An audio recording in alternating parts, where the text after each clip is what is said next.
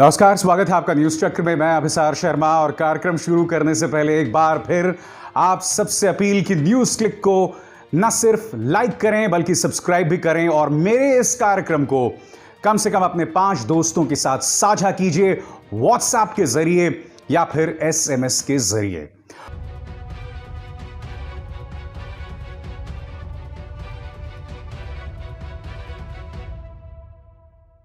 और आज हम बात करने जा रहे हैं, जी हां, और किस बात की? बिहार चुनावों की। और इस वक्त आपसे जो भी कहे ना कि फलाना मोर्चा जीत रहा है या वो मोर्चा जीत रहा है, उन पर बिल्कुल भी विश्वास ना करें, क्योंकि इस वक्त जब हम आपसे बात कर रहे हैं, यानी कि जब दूसरे चरण के मतदान से पहले जो अभियान है वो खत्म हो चुका है, तो उससे पहले मुकाबला बहुत कांटेदार है।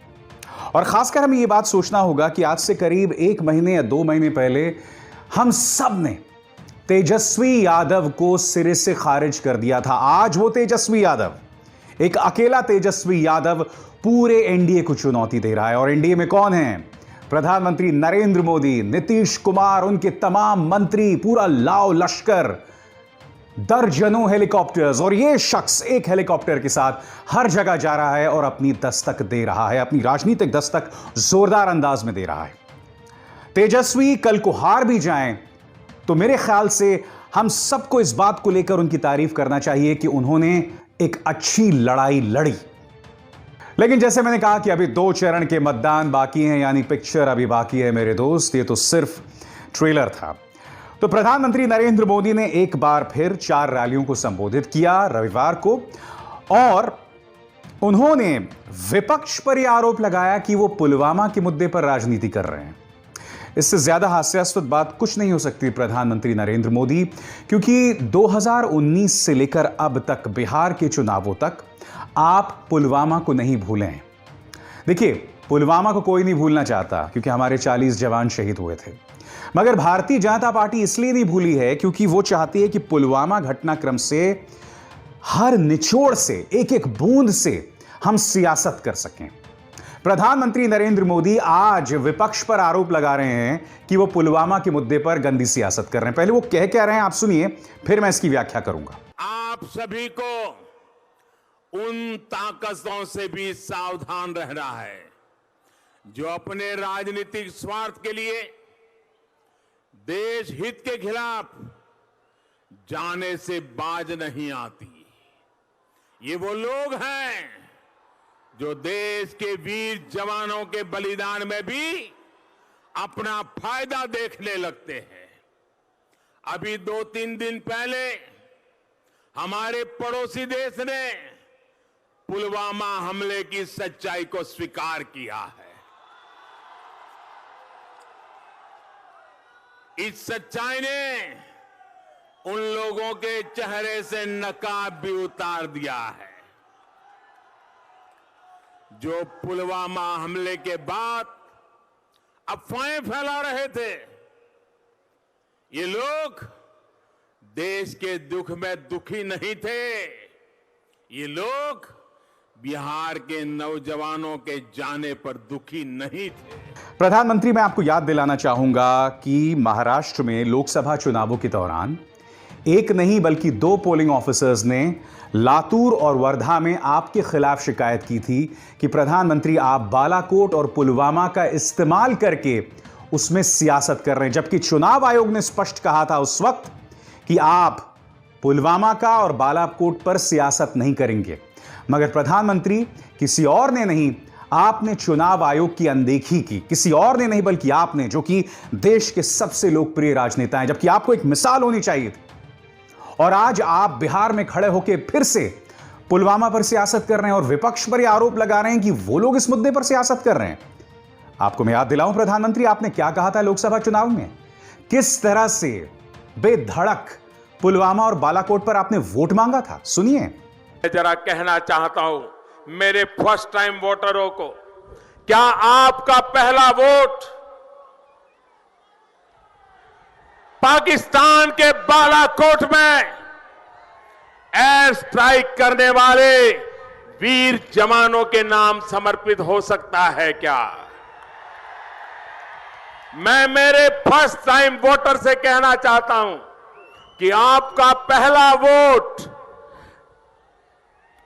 पुलवामा में जो वीर शहीद हुए, उन वीर शहीदों के नाम आपका वोट समर्पित हो सकता है क्या?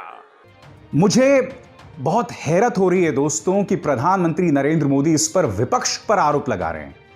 मैं यहां पर कुछ तथ्य आपके सामने रखना चाहूंगा। अगर विपक्ष या मेरे जैसे पत्रकार पुलवामा पे सवाल पूछते हैं ना, तो उन सवालों का जवाब सरकार को देना चाहिए। उस पर आप जो है ना बहस को मोड़ नहीं सकते हैं।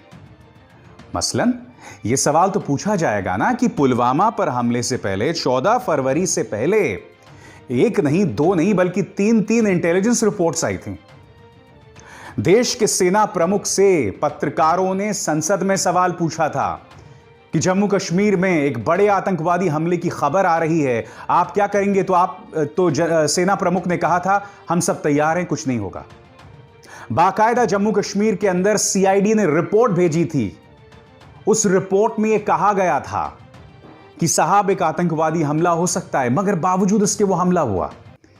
तो कृपया विपक्ष पर या पत्रकारों पर हमला मत भूलिए, क्योंकि अब भी उन सवालों का जवाब नहीं ढूंढा गया है। मैं आपको याद दिलाना चाहूंगा, और इसी मंच पे मैंने वो कार्यक्रम किया था, पुलवामा के बावजूद हमारे सैनिकों की सुरक्षा पर अब भी कोई ठोस कदम नहीं उठाया गया है। एक छोटा सा वीडियो देखिए मेरे उस कार्यक्रम से कि किस तरह से ये सैनिक जो हैं वो जा रहे हैं और उन्हें किसी तरह की कोई सुरक्षा नहीं है। बख्तरबंद गाड़ियों में नहीं जा रहे हैं, कोई पत्थर मारेगा तो पत्थर घुस सकता है अंदर, जबकि उनके कमांडेंट ऑफिसर्स जो हैं वो बाकायदा बुलेट प्रूफ गाड़ियों में जा रहे हैं। उसकी एक छोटी सी झलक देखिए, क्योंकि इसी मुद्दे को वायनाड से कांग्रेस के सांसद राहुल गांधी ने भी उठाया था। वो वीडियो देखिए। ये नॉन बीपी गाड़ी में आदमी जा रहा है, तो बताओ कि ये क्या यहाँ बीपी गाड़ी में आदमी सुरक्षित नहीं है, नॉन बीपी में लेके जा रहा है। तो हम लोग की जिंदगी के साथ खिलवाड़ किया जा रहा है। जब ये क्या है, इसमें ये टीना पत्थर मारेगा, इस पार हो जाएगा। प्रधानमंत्री, आज आपको यह सवाल खुद से पूछना पड़ेगा कि पुलवामा के मुद्दे पर सियासत कौन कर रहा है, क्योंकि हमारे सैनिकों की तो हालत वैसी की वैसी है।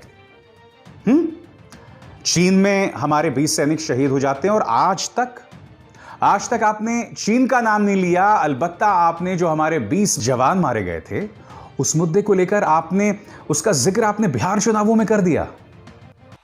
बिहार के सपूत गलवान घाटी में तिरंगा के खातिर शहीद हो गए, लेकिन भारत माता के माथा ना झुके दले। मैं समझता हूं प्रधानमंत्री कि आपसे ज्यादा शार्प, तेज राजनीतिक दिमाग किसी का नहीं है। आप बहुत ही खूबसूरती से, बहुत ही चालाकी से इन मुद्दों को लेकर आते हैं, क्योंकि ये मुद्दे भारतीय जनता पार्टी को वोट दिलाते हैं। मगर मेरी आपसे गुजारिश है कि आम वोटर को और आम जनता को आप मूर्ख मत समझिए। हालांकि मैं आपसे क्या गुजारिश करूंगा, जब आम जनता खुद ही मूर्ख बनने को तैयार है, तो आप और हम क्या कर सकते हैं? प्रधानमंत्री कहते हैं कि पुलवामा पर सियासत मत करो, मगर सबसे ज्यादा पुलवामा पर किसी और ने नहीं बल्कि भारतीय जनता पार्टी ने वोट मांगा है। तो मेरी करबद्ध प्रार्थना है प्रधानमंत्री से और तमाम जो नेता हैं उनसे कि प्लीज इस मुद्दे पर सियासत ना करें। मुझे बहुत खुशी है कि प्रधानमंत्री जब भी अपने रैली शुरू करने वाले होते हैं, तेजस्वी हर बार वहां के घटनाक्रम को लेकर 10 सवाल या 11 सवाल प्रधानमंत्री से पूछते हैं। आपको याद होगा पिछली बार जब पहले चरण में इसके मतदान से पहले उन्होंने रैलीज की थी, तो उस दौरान प्रधानमंत्री से 11 सवाल पूछे थे तेजस्वी ने। एक बार फिर उन्होंने प्रधानमंत्री के सामने सवालों का पुलिंदा रखा है। तेजस्वी द्वारा पूछे गए कुछ सवालों की झलक। नल जल योजना पर शोर मचाने वाली बिहार की डबल इंजन सरकार कुल बजट का केवल 4% ही जल आपूर्ति और सैनिटेशन पर खर्च क्यों करती है और उस 4% का भी 70% हिस्सा भ्रष्टाचार की भेंट क्यों चढ़ जाता है? प्रधानमंत्री जी बताएं कि देश के सबसे गरीब राज्यों में से एक बिहार में कुपोषण और भुखमरी पर कुल बजट का 2% से भी कम क्यों खर्च होता है? 15 वर्ष से एनडीए सरकार रहने के बावजूद भी बिहार में कुपोषण और भुखमरी क्यों है? प्रधानमंत्री जी बताएं कि बिहार के युवाओं को पीएचडी, इंजीनियरिंग, एमबीए, एमसीए करने के बाद भी चपरासी और माली बनने के लिए फॉर्म क्यों भरना पड़ता है? यानी कि तेजस्वी यादव की तैयारी पूरी दिखाई देती है। देखिए, तेजस्वी जैसे मैंने कहा हारे या जीते, मगर सियासत सकारात्मक कर रहे हैं। और एक ऐसा व्यक्ति जिसकी उम्र सिर्फ 31 साल है, उसने काफी मैच्योरिटी का परिचय दिया है, काफी परिपक्वता का परिचय दिया है। क्योंकि मुझे याद है कि नीतीश कुमार ने उनके माँ बाप तक पर हमला बोल दिया था, लालू जी के जो 9 बच्चे हैं उन पर हमला बोल दिया था। तो साहब एक एक चीज के लिए किसी को चिंता है, 8-8, 9-9 बच्चा बच्ची पैदा करता रहता है, क्या मालूम है किसी को? देखिए, हम सबका मानना है कि हमारे राजनेताओं को परिवार नियोजन इसलिए करना चाहिए क्योंकि सरकार अमूमन उसकी शिक्षा देती है। मगर अब जब किसी के 9 बच्चे हैं तो उसको आप जलील तो नहीं न कीजिएगा, बताइए। और कहीं ना कहीं नीतीश कुमार ने वो बयान देकर राबड़ी देवी पर हमला बोला था, एक महिला पर हमला बोला था। और अब कल प्रधानमंत्री ने अपनी रैली में कहा कि मुझ पर हमला मत बोलिए, बिहार की जनता पर मत हमला बोलिए। यह प्रधानमंत्री का एक और ब्रह्मास्त्र है। पहले सुनिए वो क्या कह रहे हैं, फिर हम इसकी चर्चा करते हैं। अभी इतने बौखला गए हैं, इतने बौखला गए हैं कि अब उन्होंने मोदी को भी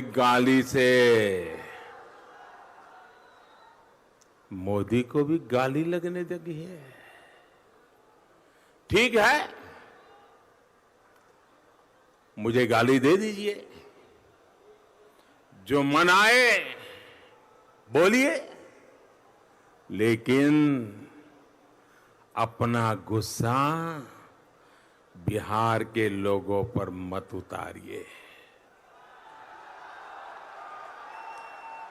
तो सुना आपने, प्रधानमंत्री ने कहा कि मुझ पर हमला मत बोलिए। देखिए, प्रधानमंत्री का यह पुराना ब्रह्मास्त्र है। जब भी प्रधानमंत्री को अपनी जनता, अपने वोटर्स से सहानुभूति हासिल करनी होती है, वो अक्सर इसी तरह की बातें करते हैं कि मुझ पर हमला मत बोलिए। आज मैं आपसे सवाल पूछना चाहता हूं प्रधानमंत्री, आपने तो तेजस्वी को जंगल राज का युवराज बता दिया था। जो उत्तर प्रदेश में डबल युवराज का हुआ, वो ही बिहार में डबल युवराज और स्पेशली जंगल राज के युवराज का होने वाला है।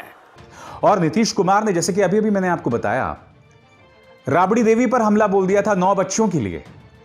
तो मैं आपसे पूछना चाहता हूं, ये निजी हमले कर कौन रहा है? क्योंकि देखिए, नीतीश कुमार के उस लक्ष्मण रेखा को पार करने के बावजूद तेजस्वी चाहते तो पलटवार कर सकते थे उसी भाषा में, मगर उन्होंने नहीं किया। उन्होंने कहा कि देखिए, मैं नीतीश कुमार से बहुत कुछ सीखता हूं। और नीतीश कुमार ने कहीं ना कहीं प्रधानमंत्री नरेंद्र मोदी की तौहीन की है, क्योंकि प्रधानमंत्री के भी 6 भाई बहन थे, यानी कि मोदी जी के भी 6 भाई बहन थे, और इसके जरिए नीतीश कुमार ने प्रधानमंत्री मोदी की तौहीन की है। मोदी जी को निशाना बनाया जा रहा है, क्योंकि नरेंद्र मोदी जी भी 6-7 भाई बहन हैं। और नीतीश कुमार जी को तो हमने पहले कहा है कि हमारे अभिभावक हैं, बुजुर्ग हैं, कुछ भी कहेंगे, गाली भी देंगे तो हमारे लिए आशीर्वचन के बराबर है, आशीर्वाद के बराबर है। और इस तरह की बात अगर वो कह रहे हैं तो साफ झलकाता है कि मानसिक रूप से और शारीरिक रूप से वो थक चुके हैं। तो मुझे ऐसा लग रहा है कि चाहे पुलवामा हो, चाहे ये कहना कि मुझ पर हमला ना करो, ये तमाम चीजें प्रधानमंत्री के ब्रह्मास्त्र हैं, मगर ये भी बताता है कि संवाद को लेकर, राजनीतिक सोच को लेकर इस वक्त भारतीय जनता पार्टी में किस कदर का दिवालियापन है बिहार में, या ये कहा जाए एनडीए में किस कदर का दिवालियापन है। नीतीश बौखला रहे हैं, प्रधानमंत्री जो हैं वो जिक्र कर रहे हैं तमाम चीजों का, पुलवामा का जिक्र कर रहे हैं जो उन्हें नहीं करना चाहिए था। मगर एक चीज जिसका जिक्र उन्होंने किया और करना चाहिए था वो था, उन्होंने याद दिलाई लालू प्रसाद यादव के 15 साल के जंगल राज की। पहले उन्होंने कहा क्या, वो सुनिए, फिर मैं इसकी व्याख्या करना चाहूंगा। बिहार के पास सामर्थ्य तब भी भरपूर था, सरकारों के पास पैसा तब भी पर्याप्त था। फर्क सिर्फ इतना था कि तब बिहार में जंगल राज था। देखिए, प्रधानमंत्री ने ये जो बात कही ना, बहुत ही वाजिब है। आज की तारीख में कई लोग जो घूम रहे हैं, जो कह रहे हैं कि तेजस्वी यादव और महागठबंधन को 140 से 150 सीटें आ जाएंगी, मेरा उनसे पलटकर सवाल है। देखिए, तेजस्वी यादव यकीनन अगर जीत जाते हैं तो मेरे ख्याल से आजाद भारत के इतिहास में इससे बड़ा राजनीतिक चमत्कार कोई नहीं होगा। मगर अगर ऐसा हो जाता है तो तेजस्वी यादव के पीछे उन 15 सालों की विरासत भी है। मैं मानता हूं कुछ लोग उसे जंगल राज नहीं मानते, मगर यकीन मानिए बिहारी अस्मिता पर बहुत जबरदस्त दरार पहुंची थी उस दौरान, ठेस पहुंची थी उस दौरान।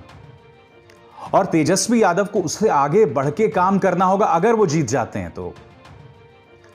और शायद यही वजह है कि उन्होंने अपने पिता और अपनी मां दोनों की ही तस्वीर पोस्टर में इस्तेमाल नहीं की है। देखिए, अपने आप में एक बहुत बड़ा रिस्क लिया तेजस्वी ने, क्योंकि आप जानते हैं कि अब भी मासेस में, मुस्लिम और यादव वोटर्स में लालू का जो स्थान है वो बहुत ऊंचा है। और बावजूद इसके अगर लालू जी की इस तस्वीर कहीं तेजस्वी इस्तेमाल नहीं कर रहे हैं, इसका मतलब वो अपने इतिहास को भूल के आगे बढ़ना चाह रहे हैं, कम से कम ये जतला रहे हैं। अब वो कर पाते हैं कि नहीं एक अलग बात है, मगर वो करने से पहले भी बहुत जरूरी है कि पहले जीत कर दिखलाएं। तो ये अपने आप में बहुत बड़ी चुनौती है। बहरहाल आप और हम सब लोग बिहार की बात कर रहे हैं, मगर 3 नवंबर को मध्य प्रदेश में 28 विधानसभा सीटों पर भी चुनाव होने हैं। क्योंकि आपको याद होगा, महाराजा जी 20-21 विधायक लेके बीजेपी में आ गए थे।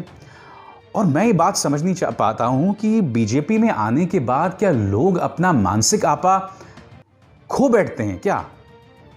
आपको याद है कि किस ड्रामेटिक अंदाज में, नाटकीय अंदाज में बहुत पहले ज्योतिरादित्य सिंधिया ने चिल्लाया था, टाइगर अभी जिंदा है। अब वो जो टाइगर अभी जिंदा है चिल्लाया था, अब वो टाइगर से कुत्ते पर आ गए। सुनिए। हाँ कमलनाथ जी, मैं कुत्ता हूं, क्योंकि कुत्ता अपने मालिक और अपने दाता का रक्षा करता है। हाँ कमलनाथ जी, मैं कुत्ता हूं, क्योंकि अगर कोई भी व्यक्ति मेरे मालिक को उंगली दिखाए और मालिक के साथ भ्रष्टाचार और विनाशकारी नीति दिखाए तो कुत्ता काटेगा उस व्यक्ति को। मैं यही तो पूछना चाहता हूं कि क्या हो जाता है, क्या हो जाता है उन लोगों को जो भारतीय जनता पार्टी में आते हैं। मैं आपको स्पष्ट कर दूं, कुछ राजनेता हैं जिनके लिए मेरे जहन में, खासकर जिस तरह से वो जनता से संवाद करते रहे हैं, उनके लिए मेरे जहन में एक इज्जत है। ज्योतिरादित्य सिंधिया की खासियत रही है, अच्छा दिखते हैं, एक इतिहास है उनका, मगर अब जो है भारतीय जनता पार्टी में आके जिस तरह के वो बयानात दे रहे हैं, जिस तरह के संवाद करते हैं, वो हास्यास्पद हो जाता है। अब एक और मिसाल देखिए, मतलब शायद वो कहते हैं ना, पुरानी आदतें जाती नहीं है। यहां पर उन्होंने कांग्रेस के लिए वोट मांग डाला। सुनिए। मुट्ठी बांधकर विश्वास दिलाओ कि 3 तारीख को हाथ के पंजे वाला बटन दबेगा और कांग्रेस। तो एक के बाद एक ऐसी ढेरों मिसालें आ रही हैं जब महाराजा जी अपना आपा खो रहे हैं, बहुत ही फिल्मी अंदाज में बात कर रहे हैं। और यह भी खबर आ रही है कि अंदर जो है खबर अच्छी नहीं है। खबर अच्छी नहीं है से मेरा मतलब ज्योतिरादित्य सिंधिया बनाम शिवराज सिंह चौहान या ज्योतिरादित्य सिंधिया बनाम नरेंद्र तोमर आपस में बहुत ज्यादा टकराव है, कशमकश है, जिसके चलते जो कई बीजेपी के विधायक हैं जो हार गए थे पिछली बार, जिन्हें उम्मीद थी कि अगर फिर से चुनाव होगा तो उन्हें टिकट मिलेगी, वो किसी तरह से सहयोग नहीं दे रहे हैं बीजेपी को। कई ऐसे नेता हैं जो इस वक्त नाराज चल रहे हैं और इसका खामियाजा जो है भुगत सकती है बीजेपी। मैं आपको स्पष्ट कर दूं कि 28 सीटों पे चुनाव है। इसके अंदर कमलनाथ को जीतने होंगे, यानी कि कांग्रेस को जीतनी होगी 21 सीटें, तभी दोबारा वो सत्ता में आ पाएंगे। और बीजेपी को सिर्फ 8 सीटें जीतनी हैं। यानी कि ऐसा लग रहा है कि शिवराज सिंह चौहान बदस्तूर बने रहेंगे, मगर जैसे मैंने कहा ना, सियासत में कुछ भी हो सकता है। बिहार के बारे में जैसे मैंने कहा कि किसने उम्मीद की थी कि कुछ दिनों पहले जो है तेजस्वी के पास कोई चांस भी था, मगर पहले चरण के मतदान में जो खबरें आ रही हैं कि अच्छा खासा प्रदर्शन किया है महागठबंधन ने। मगर अब इंतजार है 3 नवंबर का और 7 नवंबर का, जहां दूसरे और तीसरे चरण के मतदान, और 10 नवंबर which is the D day, यानी कि काउंटिंग डे। न्यूज चक्र में बस इतना ही। अभिसार शर्मा को दीजिए इजाजत। नमस्कार।